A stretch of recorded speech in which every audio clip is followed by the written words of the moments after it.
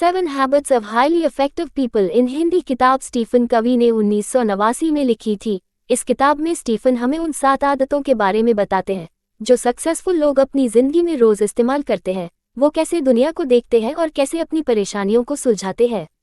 आदत ही है जो आपको बनाती है। आज हम जो कुछ भी है पिछले दिनों की गई आदतों की वजह से है, इसलिए अपने जीवन में आदतों को सुधारना बहुत ही जरूरी है। इस किताब को स्टीफन ने 3 भागों में बांटा है। व्यक्तिगत जीत, इसमें 3 आदत है। सार्वजनिक पब्लिक जीत, इसमें 3 आदत है। सारी आदतों को निखारना, इसमें 1 आदत है। इनसाइड आउट, अंदर से बाहर की तरफ। अगर हमें जीवन में सफल बनना है तो हमें अंदर से बाहर की तरफ जाना होगा। कहना का मतलब है पहले हमें खुद को बदलना होगा, ना कि दूसरों को।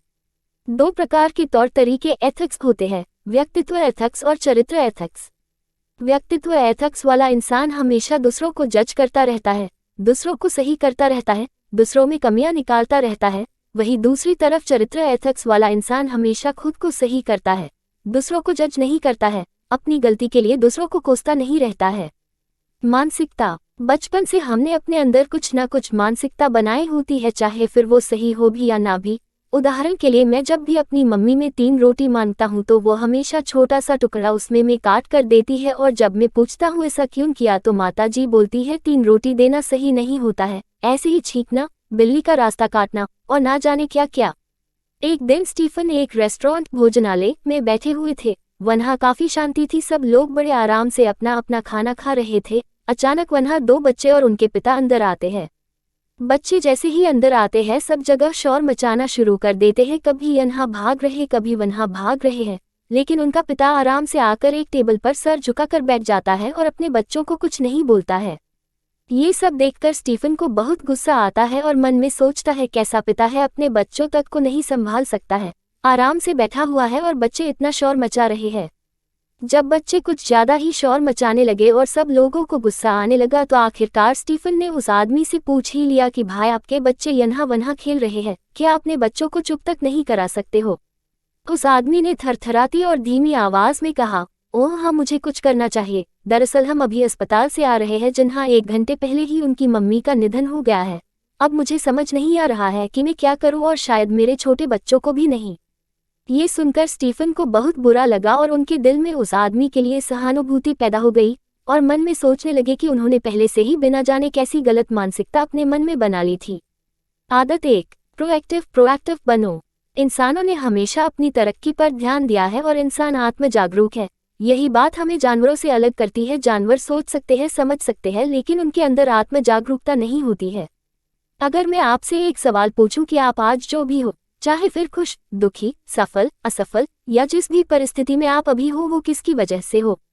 प्रोएक्टिव लोग वो लोग होते हैं जो जानते हैं जो फैसला मैंने कर लिया था उसी की वजह से मैं आज इस परिस्थिति में हूँ। आज आप जो भी है आप खुद की वजह से है। आज आप दुखी या खुश या सफल या असफल जो भी हो खुद की वजह से हो, इसमें दूसरे की कोई गलती नहीं है। प्रोएक्टिव लोग अपनी परिस्थिति को किसी दूसरे पर नहीं थोपते हैं। वो जानते हैं अगर मैंने बीते कल में वो काम नहीं किया या किया होता तो मैं आज कुछ और ही होता। इसलिए दूसरों पर ये इल्जाम लगाना छोड़ दो कि उसकी वजह से आपकी जिंदगी खराब हो गई है।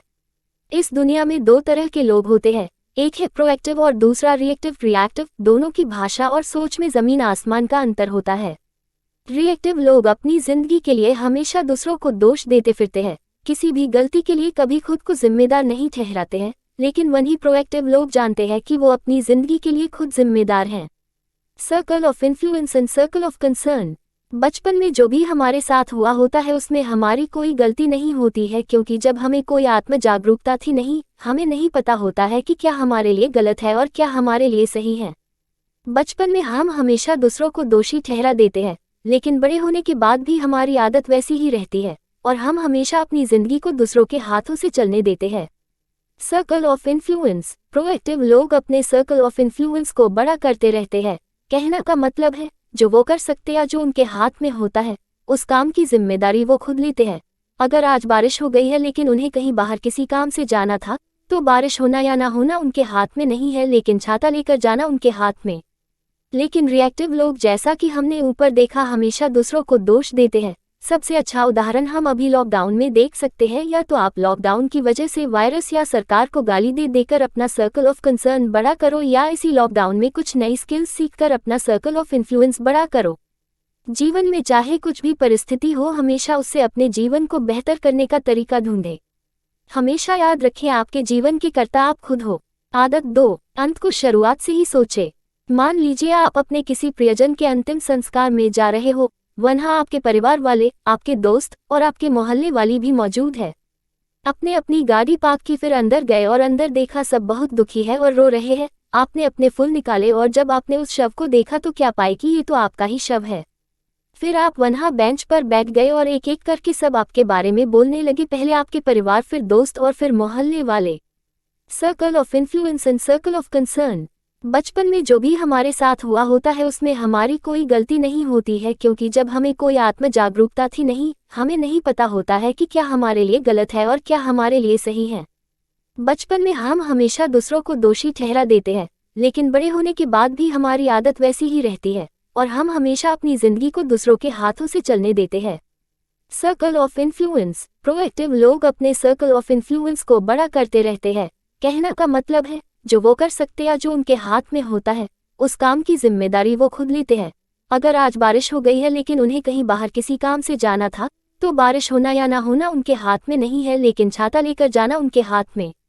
लेकिन रिएक्टिव लोग, जैसा कि हमने ऊपर देखा, हमेशा दूसरों को दोष देते हैं। सबसे अच्छा उदाहरण हम अभी लॉकडाउन में देख सकते हैं। या तो आप लॉकडाउन की वजह से वायरस या सरकार को गाली दे देकर अपना सर्कल ऑफ कंसर्न बड़ा करो, या इसी लॉकडाउन में कुछ नई स्किल्स सीखकर अपना सर्कल ऑफ इन्फ्लुएंस बड़ा करो।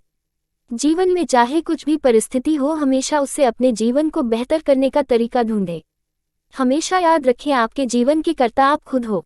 आदत 2, अंत को शुरुआत से ही सोचें। मान लीजिए आप अपने किसी प्रियजन के अंतिम संस्कार में जा रहे हो, वहाँ आपके परिवार वाले, आपके दोस्त और आपके मोहल्ले वाली भी मौजूद है। आपने अपनी गाड़ी पार्क की, फिर अंदर गए और अंदर देखा सब बहुत दुखी है और रो रहे हैं। आपने अपने फूल निकाले और जब आपने उस शव को देखा तो क्या पाए कि ये तो आपका ही शव है। फिर आप वहाँ बेंच पर बैठ गए और एक एक करके सब आपके बारे में बोलने लगे, पहले आपके परिवार, फिर दोस्त और फिर मोहल्ले वाले। अब जब आप ये वीडियो देख रहे हो तो अपने मन में ये सोचिए कि आप अपने मरने के वक्त अपने परिवार या दोस्त या मोहल्ले वालों से अपने बारे में क्या सुनना चाहोगे। कोई भी चीज़ होने से पहले 2 बार होती है, पहले आपकी सोच में, फिर उसके बाद शारीरिक तौर पर। पहली आदत में हमने देखा कि आप अपने जीवन के खुद करता हैं, और दूसरी आदत में आप अपने जीवन को बनाएंगे, लेकिन उससे भी पहले उसे सोचेंगे। आज आप जो भी काम कर रहे हो, चाहे कोई नौकरी, अपना काम, सिंगिंग, डांसिंग, एक्टिंग या कोई और काम, क्या जीवन के अंत आप इसी काम के लिए सराहना पाना चाहते हैं तो ठीक है, अगर नहीं तो आपको आपके अंत के बारे में सोचने की जरूरत है। आप अपना खुद का संविधान लिखो जिससे आप अपना सर्कल ऑफ इन्फ्लुएंस बड़ा कर सको, लेकिन सबसे जरूरी ये बात है कि आपके सर्कल ऑफ इन्फ्लुएंस केंद्र किस बात पर निर्भर करता है। आपके सर्कल ऑफ इन्फ्लुएंस का केंद्र आपके पति या पत्नी, बच्चे, पैसा, चर्च, मंदिर, मस्जिद, गुरुद्वारा, दोस्त, दुश्मन, संपत्ति, परिवार आदि पर निर्भर नहीं होनी चाहिए। उदाहरण के लिए मान लीजिए आपका केंद्र आपकी पत्नी है, जिसमें आपकी शक्ति, मार्गदर्शन, सुरक्षा और ज्ञान चोरों चीजें सिर्फ पत्नी पर आश्रित है, तो क्या जिस दिन पत्नी का मूड अच्छा नहीं होगा तो उस दिन आप भी दुखी हो जाओगे, अरे मेरी पत्नी दुखी है इसलिए मैं भी दुखी हूँ। अगर आपकी शक्ति, मार्गदर्शन, सुरक्षा और ज्ञान आपके परिवार या दोस्त या दुश्मन या किसी और व्यक्ति पर आश्रित होंगे तो वो व्यक्ति आपके संविधान के नियम को भी प्रभावित करेगा। इसलिए अपने सर्कल ऑफ इन्फ्लुएंस के केंद्र में हमेशा आपके सिद्धांत को ही रखें। अगर आप अपने सिद्धांत को अपने जीवन में पहली जगह देंगे तो आप अपने परिवार, दोस्त, पति, पत्नी या किसी और व्यक्ति से भी अच्छे रिश्ते बना पाओगे। क्योंकि लोग बदल जाते हैं लेकिन आपके सिद्धांत नहीं बदलेंगे और ना आपको धोखा देंगे। जो भी तुम्हें चाहिए वो तुम्हारे अंदर पहले से ही मौजूद है। आदत 3, जरूरी काम सबसे पहले। ये हमने पहले ही सिखा था कि इंसान जानवर से इसलिए अलग है क्योंकि उसके पास आत्म जागरूकता है, उसको पता है उसके लिए क्या सही है और क्या गलत है। तो अभी आप क्या कर रहे हो? हाँ, ब्लॉग पढ़ रहे हो, लेकिन उसके तुरंत बाद क्या करोगे? क्या वो काम करोगे जो आपके जीवन में आपको सक्सेस पाने में मदद करेगा, या फिर वो काम जो सिर्फ समय को बेकार करेगा? जैसा आपने अपने अंतिम संस्कार में सोचा था, वैसा इंसान बनने में जो काम आपकी मदद करेगा उस काम को सबसे पहले खत्म करो, फिर बाकी के काम करो। किसी भी काम को आपको करना है या नहीं करना है, तुरंत करना है या बाद में करना है, आप इस चित्र के माध्यम से कर सकते हैं जिसे मैंने नीचे समझाया हुआ है।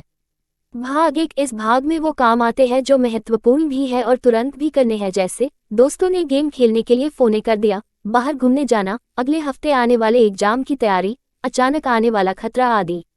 ये काम आपको लगते तो है बहुत जरूरी है लेकिन असल में होते नहीं है। इन सारे कामों को आपको बाद में करना सिखाना चाहिए। दोस्तों को नम्रता के साथ नहीं कहना आना चाहिए। आपको ऐसा लगता है अगर दोस्तों को ना कहूँगा तो वो बुरा मान जाएगा, लेकिन असल में ऐसा नहीं होता है, क्योंकि हमने ऊपर ही सीखा आपके केंद्र आपका सिद्धांत है, ना कि कोई व्यक्ति। जो समय बर्बाद करे उस काम को आपको ना कहना आना चाहिए।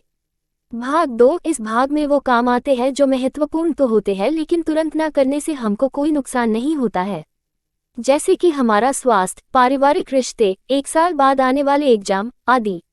इसलिए हम इन कामों को हमेशा बाद के लिए टालते रहते हैं, और जब ये एकदम से सामने आ जाते हैं तो हमारे पास उनका समाधान करने के लिए कोई भी योजना नहीं होती है। दुनिया के जितने भी सक्सेसफुल लोग हैं वो इसी भाग को सबसे ज्यादा प्राथमिकता देते हैं और दूर की सोच रखकर आज के दिन काम करते हैं। भाग 3 इस भाग में वो काम आते हैं जो महत्वहीन होते हैं लेकिन हमें आवश्यक लगते हैं, जैसे फोन बजते हैं तोड़ते हुए उसको उठाना और ये देखना कि किसका मैसेज आया था, मेल्स चेक करना आदि। इस काम को जितना हो सकते उतना टालने की कोशिश करें, लेकिन हम इसका उल्टा करते हैं। जो काम टालना चाहिए उसको तुरंत करते हैं और जो काम तुरंत करना चाहिए उसको टालते जाते हैं। भाग 4 इस भाग में वो काम आते हैं जो ना ही महत्वपूर्ण होते हैं और ना ही आवश्यक होते हैं, जैसे कि घंटों तक गेम खेलना, टाइम पास करना, घंटे बैठकर किसी बेकार की बात पर चर्चा करना। इस काम को तो आप ना ही करें तो बेहतर होगा। अब अपने आप से पूछें कि क्या आप अभी वो काम करे हैं जो आपको सही में करना चाहिए। 7 habits of highly effective people किताब से क्या सीखा। 1 आज आप जो भी है खुद की वजह से हो, दूसरों को दोष देना बंद करो। 2 हमेशा अपना सर्कल ऑफ इन्फ्लुएंस बड़ा करने पर ध्यान दो। 3 खुद की खुशी किसी और पर आश्रित मत करो। 4 अपने अंत को शुरुआत से ही सोचकर। 5 हर काम की योजना बनाओ। 6 महत्वपूर्ण और आवश्यक काम को परखना सीखो। 7 नम्रता के साथ ना कहना सीखो। आशा करता हूँ आपको 7 habits of highly effective people in Hindi किताब की समरी जरूर पसंद आई होगी। अगर हाँ तो अपने दोस्तों के साथ जरूर शेयर करें। धन्यवाद। 7 habits of highly effective people in Hindi